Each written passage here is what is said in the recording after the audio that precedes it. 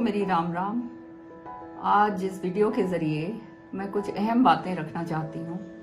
हम सब जानते हैं कि पूरा देश जो है कोरोना की महामारी से जूझ रहा है और उसकी लड़ाई जो है हम सब लोग एकजुट होकर मिलजुल कर उसके खिलाफ लड़ रहे हैं। लेकिन इसका जो प्रभाव है वो सबसे ज़्यादा हमारे बेचारे किसान के ऊपर पड़ा है और ख़ास तौर से जो ये हमारा अन्नदाता है, इसके जो परेशानियां जो सामने आई हैं मेरे सामने फ़ोनों के ज़रिए, फेसबुक के ज़रिए और बहुत सारे लोगों ने मुझे बताया, अखबारों के ज़रिए जो मुझे मालूम चला है, उसके बारे में चंद बातें मैं रखना चाहती हूँ सरकार के सामने, जिसके ऊपर सरकार को तुरंत संज्ञान लेना चाहिए।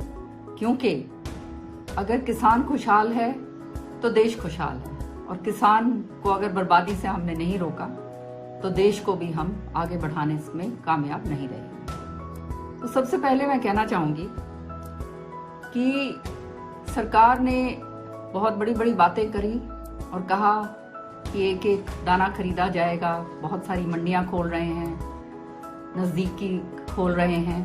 तो मैं बड़ी खुश हुई ये जानकर कि ये सारी की सारी जो हैं सुविधाएं हमारे किसान भाई को ऐसे विकट समय के अंदर दी जा रही। लेकिन और इसलिए मैं चुप भी रही। लेकिन अब जब ये खरीद शुरू हुई, मैंने देखा कि इसके अंदर इतनी सारी अनियमितताएं आ रही हैं और किसान भाई उससे जूझ रहे हैं। तो मैं सरकार को कहना चाहती हूँ कि इनके ऊपर तुरंत संज्ञान लेके कार्रवाई करें। सबसे पहले तो जो मुझे किसान भाइयों ने बताया कि सरसों की पूरी जो फसल वो लेकर आ रहे हैं उसकी पूरी खरीद नहीं हो पा रही। टोकन दिए जा रहे हैं सारी मंडियों के अंदर, और लेकिन जितने का टोकन दिया जाता है वो जो किसान पूरा अपनी मेहनत की फसल लेकर जा रहा है, वो टोकन जो है उतने टोकन की उसकी पूरी खरीद जो है वो नहीं करी जा रही।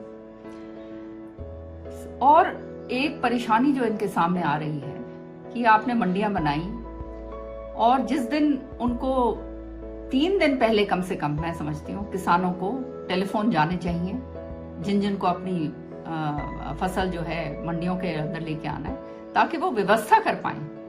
कोई ये किसान भाई कोई ये बड़े बड़े साहूकार या बड़े इंडस्ट्रियलिस्ट तो है नहीं कि इनके पास सारे व्यवस्था है। तो व्यवस्था करने में भी समय लगता है कि अपना जो है जो फसल है उसको लेके जाना है मंडियों में। तो कम से कम सरकार जो है वो 3 दिन पहले फोन करके बाकायदा बताए कि आपको इस मंडी के अंदर जाना है, ताकि वो अपना पूरा का पूरा फसल का इंतजाम कर सके। साथ ही साथ ये हमने देखा कि बेमौसम बरसात बहुत हो रही है। तो ये जो मंडियों के अंदर जो किसान अपनी फसल डाल चुके हैं, तो उसकी भरपाई भी किसान को जो है सरकार को करनी चाहिए, क्योंकि वो अपने तरफ से वो फसल लेकर आया है और वो मंडियों के अंदर डाल चुका है। अब अगर सरकार वो पूरी तरह से उसकी भरपाई नहीं करेगी तो ये बहुत ही दुर्भाग्य की बात होगी। एक बात और मैं कहना चाहूंगी, 5वां पॉइंट जो है कि जिन किसान भाइयों ने ऑनलाइन की सरसों की खरीद तो ऑनलाइन जिन्होंने करवा ली, उनका तो चलो ठीक है, पर बहुत सारे ऐसे भाई थे, क्योंकि किसान जो हैं आप जानते हो ये इस तरह की महामारी का समय है, जो ऑनलाइन जो है अपनी फसल का ब्यौरा नहीं करवा पाए। तो ये ऑनलाइन वाला जो सिलसिला है जो सरकार ने करा है, केवल उनका नहीं, जो किसान भाई अपना ऑनलाइन भी ब्यौरा नहीं करवा पाए, उनका भी पूरी तरह से जो है उनका सरसों की खरीद होनी चाहिए। क्योंकि सरकार का ये दावा है कि दाने दाने के ऊपर दाना जो है वो सरकार जो है किसान का खरीदेगी। बड़े जोर शोर से जो है हमारे कृषि मंत्री जी इस बात को कह रहे हैं। तो मैं आग्रह करना चाहती हूँ कि ये जो है केवल बातों में ना रह जाए, इस बात को क्रियान्वित भी करा जाए कि किसान की दाने दाने की जो फसल है, वो जो दाना जो लेकर आ रहा है, वो उसकी मंडियों के अंदर उसकी खरीद हो। साथ ही साथ एक बड़ा अहम बात मैं कहना चाहती हूँ और बहुत बड़ा मैं समझती हूँ ये घोटाला हो रहा है, जिसके ऊपर तुरंत जो है कार्रवाई अगर नहीं करी गई तो बहुत दुर्भाग्य की बात होगी कि किसान भाई को हमारी जो मंडियों के अंदर प्रति क्विंटल के ऊपर 2 किलो की कटौती का खेल हो रहा है। अब ये मैं सरकार को बताना चाहती हूँ कि ये प्रति क्विंटल के ऊपर आप 2 किलो का जो ये हो रहा है, ये इतना बड़ा घोटाला हो रहा है, इसके ऊपर तुरंत रोक लगाई जाए। ये जो 2 किलो है ये कहाँ जा रहा है और कौन ले रहा है? कौन ये मिली भगत से ये सारा कर रहा है? किसान को इतना नुकसान कौन पहुंचा रहा है? ये सारी चीजें जो है सरकार को तुरंत अपनी कार्रवाई करके उनके खिलाफ कार्रवाई करनी चाहिए।